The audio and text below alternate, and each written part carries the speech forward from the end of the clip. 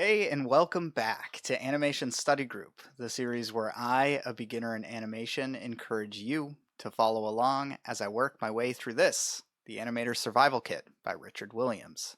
This is episode 15, and it's going to be kind of a short one this time. In the last video, I tried my first real attempt at a walk cycle. I took the most generic example from the book, the most standard timing, the most typical motion, and I just tried to get that right. You can check that out here. All right, so in this video, I'm going to work through a bunch of examples that the book gives on how to change the in-between pose for your walk cycle. Richard Williams takes a section to spell out generic walks from a slow meandering walk to a fast run and kind of some things in between. Then he goes into a section of just atypical, wacky poses and how that might impact all your in-betweening and how that might change the character of your walk. The book doesn't really flesh all of those walks out the same way it does with the most standard walk, but I figured I definitely need walk cycle practice. So I took all of those examples, I drew out the poses, did a thumbnail sketch of what the book gives you exactly, or at least as good as I can draw it. That way you can see exactly what I started with, and maybe you could have a base to experiment with as well. So I'm going to jump over to my screen and show you those sketches lined up. All right, what you've got on the screen are my sketches from the examples in the book. With some of these walks, all we get are the extremes and the passing pose.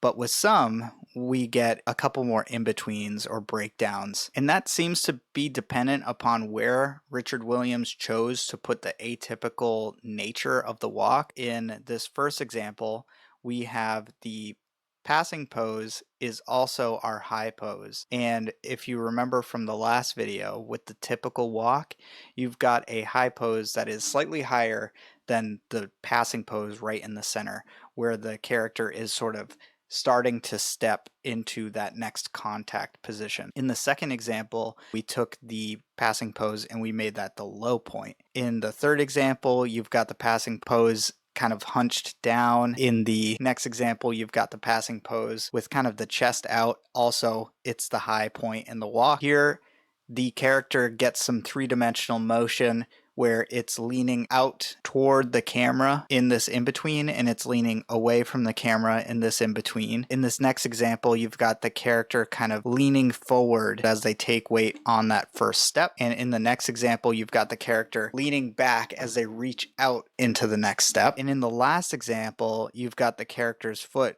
making that 3D motion. So the foot is coming out toward the camera and it's going away from the camera. I'm taking each one of these and I'm putting in all the in-betweens to make them looping complete walk cycles. I'm not sure exactly what the result is going to be, but I'm interested to see what I learn from these different poses, how I draw the in-betweens, and yeah, maybe it'll just make me more proficient at working through a walk cycle. So let's get into the typical sped up animation process and I'll see you on the other side.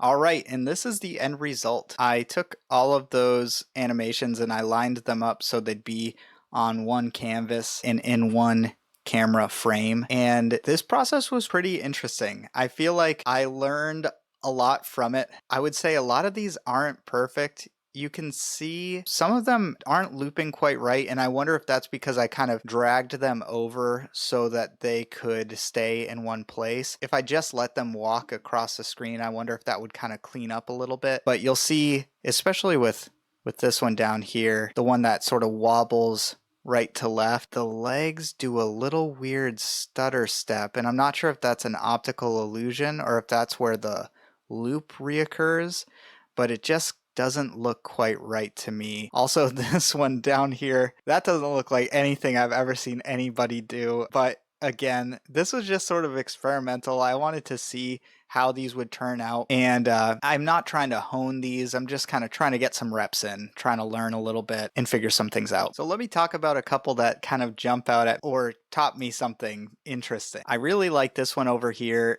It kind of reminds me of ska dancing. It sort of looks like a really stylized walk, like the character's sort of kicking his feet out, bending his body in. It's very kinetic. It's pretty cool. I like that one a lot. This one over here makes me think of somebody who is pulling something. So if they had like a backpack on or they were just like trudging up something, I feel like I could take this motion and really hone it into something that looked very arduous, which is kind of cool. I like this walk. It looks very proud. It looks, again, very kind of goofy, stylized, kind of cartoonish. This one over here, the wobbly walk, I feel like I could hone that one too. It was fun to do. It makes me think of somebody drunkenly walking or carelessly meandering. Yeah, it's cool to see how one atypical pose is going to change the character of a walk so drastically. And if I took this exercise and then I really focused on what I wanted the in-betweens to be and kind of had an idea for what the character is supposed to be looking like or doing through the walk, I think I could get somewhere pretty cool now that I've done this exercise. Also, this one down here where the leg kind of kicks out on both sides reminds me of somebody ice skating. So I've got that in the back pocket as well. And this one down here still looks like absolutely nothing to me. This is crazy. No one's ever done this. It's just nuts.